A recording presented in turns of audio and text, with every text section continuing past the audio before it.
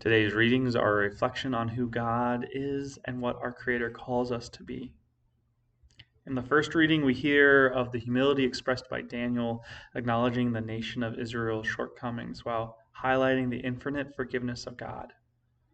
The gospel from Luke today has Christ calling us to live that same mercy that we've received from God. To be honest, the first thing I thought of when I read this was from a show called Ted Lasso.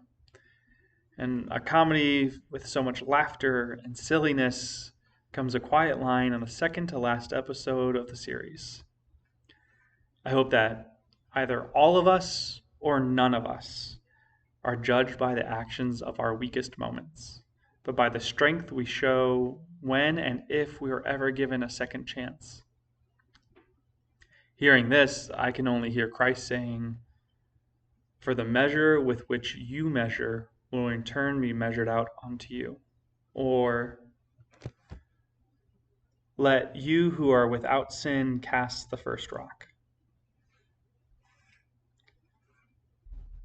Diving deeper, what all these quotes are saying underneath that simple "don't judge someone" messaging is about how we can't fully ever know someone's story.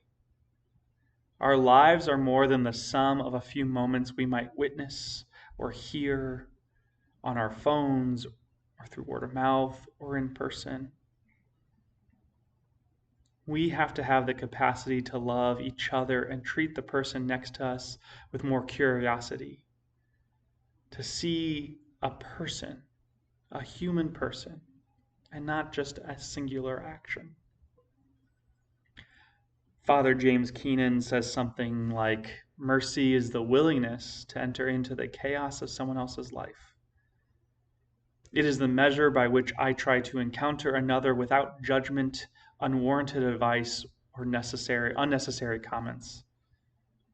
It is simply me standing next to a person and listening to them, being a part of their story instead of trying to force them into mine." It's in that second reading Jesus really drives home this point. Yes, we all sin. We all miss the mark. We all fall short, but it's God's forgiveness that is immense, a tidal wave of compassion and love. And so he calls us to be like God in our everyday life. It can be easy to look at someone and say they are doing X, Y, or Z wrong, that they failed, or weren't strong enough, or good enough, or holy enough. But we aren't being asked to be perfect. Instead, Christ and God and the Spirit are calling us to try, to show the best of ourselves in those second and third and fourth and fifth chances, because God is always giving us those chances. Julian of Norwich recognized that our sin can be honored because we use those shortcomings to become more of what God sees in us every day. I find this way of living to be so much harder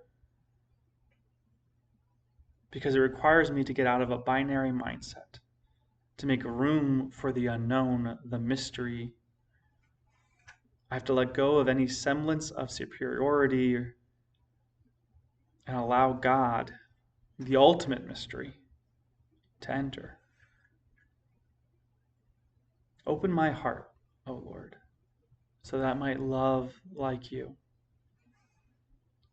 Let me not judge others by their weakest moments, but allow me to see hope in the opportunity that second chances provides for others, just as you do for me every day.